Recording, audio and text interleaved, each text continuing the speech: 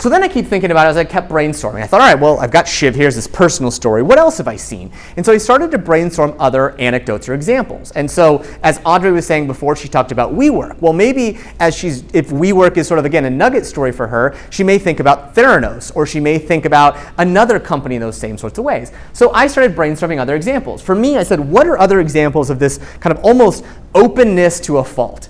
And I thought about Chance the Rapper. If you guys know Chance the Rapper, like, I love Chance the Rapper because he essentially has decided to give away his music for free and make all his money on other things. And so basically what he says in interviews, he said, listen, like, I realize that if people are going to fall in love with me because they get access to my music, and then they'll come and patronize me in ways that are more profitable through my shows, through my merch and things like that. So that was the first one. The second one was Brian Johnson, a friend of mine who's an investor, and he recently had open sourced the investment firm's approach to investing in biotechnology.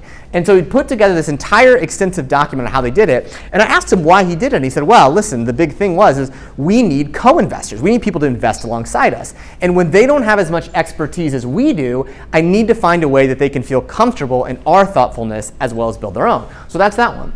Another story, again, just brainstorming on my phone. This didn't take me very long. I thought Elon Musk. Elon Musk had very recently put out the plans for Hyperloop. So if you don't know what Hyperloop is, essentially Hyperloop is this super powerful sort of idea that he has where we can create sort of trains that can go 500 miles an hour. That was kind of the idea behind it. But he didn't basically say, hey, I'm going to kind of create this stuff and build it. He spent almost a year developing this Hyperloop plans, and then he open sourced it for everyone. I thought, wow, that's amazing. But what he said was, he's like, listen, I don't have time, but if someone else is inspired to do it, the world needs this, which is an amazing accomplishment.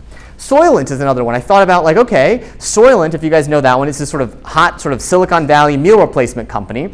And the concept behind them, one, is they basically open source the recipe. And so you can go onto Soylent.com and you can literally print out the recipe to create this meal replacement thing. Like, that's their whole secret sauce. Like, why would they give it away? But what's interesting is the fact that they give it away allows people to build different recipes and customized recipes and things like that. So what it really does is eventually it allows them to sort of, again, not be afraid, because, again, people don't want to build it themselves, but they could, right? Instead, what they're really trying to do is show what could happen that way. And the last thing was Steve Blank. I think Steve Blank is really interesting. He says, okay, listen, I'm going to teach everyone my method so that this spreads in lots of ways.